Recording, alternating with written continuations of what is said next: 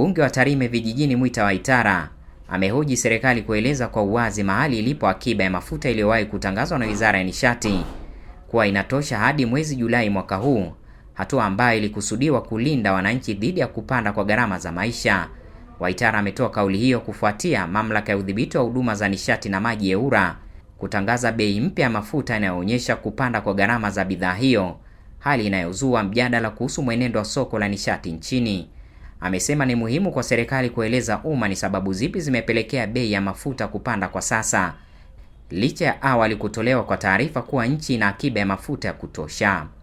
Serikali imechukua hatua ya kutueleza Watanzania, kutuhakikishia namna ambavyo maisha yataenda kwa kipindi hiki, lakini pia na kuwaonesha kupanda kwa bei ya mafuta ambayo kumetangazwa leo na kauli ya Mheshimiwa Waziri aliyowaambia Watanzania kwamba akiba ya mafuta ipo mpaka Julai 26. Ukiwaambia watu kwamba akiba ipo mpaka Julai 26, maana yake ni kwamba mafuta hayo si kwamba alikuwa njiani, yapo Tanzania.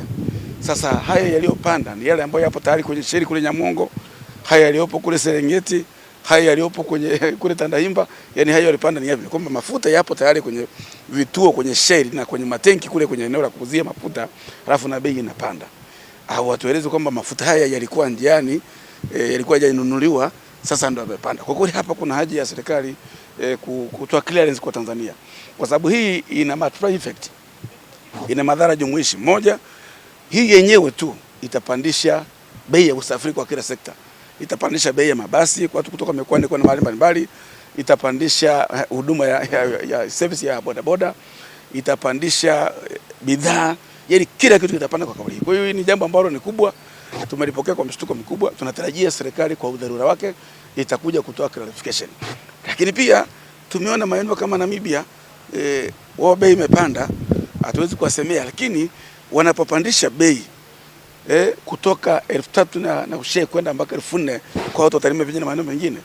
Maana nimeona kwa shedu ya Tanzania sisi ndio tuna bei kubwa zaidi. Maeneo mengine yanaenda mpaka 3,900, lakini maximum bei kubwa sana katika jimbo la Tarime Vijijini kwa maeneo hayo nimesema Nyamongo, Nyanungu, Sirari, unaenda mpaka Rorya, mkoa wa Mara kwa ujumla wake. Kwa sababu inapangwa kutoka Dar es Salaam kuangalia na gharama za usafiri. Sasa hii ni lazima kwa kweli sisi kama wabunge tupate maelezo na Watanzania wajue wanafanyaje. Lakini kama unapandisha bei ya mafuta, wangeangalia pale zile kodi zile kupata unafuu, ili watuambie bei ya mafuta imepanda, lakini na serikali tumeminya sehemu fulani, tumepunguza labda kodi fulani hivi ambayo inaongeza, yani mwananchi aweze kupata unafuu.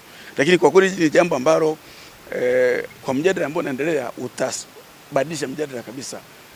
Kwa tunasema kama bunge ni lazima tupate maelezo lakini kutoka serikalini, lakini pia na bunge lipate position ya nchi kwamba sasa baada hapo tunafanyaje, kwa sababu hii inaathiri, yani hata vyakula vitapanda, kwa sababu vyakula hivyo vinasafirishwa kutoka maeneo mbalimbali kwenda sehemu ya kwa mlaji. Pale kwa mlaji watatumia usafiri, kama ni maroli, kama kile kitu kitabadilika. Kwa hiyo nisema kama jambo hili tumelipokea kwa mshtuko, lakini kama isingekuwa kwamba mafuta hayo yametangazwa kwamba ilikuwa Tanzania, yametoka huko ambako yanatoka, yamesafirishwa, watu wangeweza kuelewa. Kwa swali kubwa ni kwamba hii bei iliyopanda ni mafuta iliyopo tayari kwenye sheri, mafuta iliyopo kwenye matenki tayari, mafuta iliyopo kurasini ndio yamepandishwa, au mafuta haya yamesafirishwa? La kwanza. La pili, baada ya bei kupanda, watu wanataka kuona serikali yenyewe imejiminya wapi kwenye zile kodi ambazo serikali inatoza, kwa sababu ungepunguza baadhi ya maeneo ya kodi, unafanya bei ya mafuta ikawa sio kubwa zaidi. La tatu, sasa baada ya hapa bei imepanda, hivi maisha yanakuwaje? Tunapataje unafuu? Na contract ikoje? Kwa hiyo ni jambo ambalo kwa kweli, na ukizingatia kwamba imepanda leo, kesho kutwa itakuwa ni Ijumaa Kuu, kutakuwa na Pasaka hapo Jumapili, kutakuwa na Jumatatu ya Pasaka, kutakuwa na Karume Day. Kwa hiyo hizi siku itaathirika sana kwa kweli. Sasa kabla wananchi waanze kutoa malalamiko makubwa kutuuliza sisi wabunge maswali, tunauliza serikali ambayo ni wasimamizi, sababu imetangazwa na serikali. Haya maswali niliyosema kwa ufupi, na nataraji kwamba Mheshimiwa Waziri na serikali kwa ujumla watatupa maelezo. Akishapa majibu, tutaongea na wananchi wetu kuambia kwamba huu ndio msimamo wa serikali na huu ndio mwelekeo.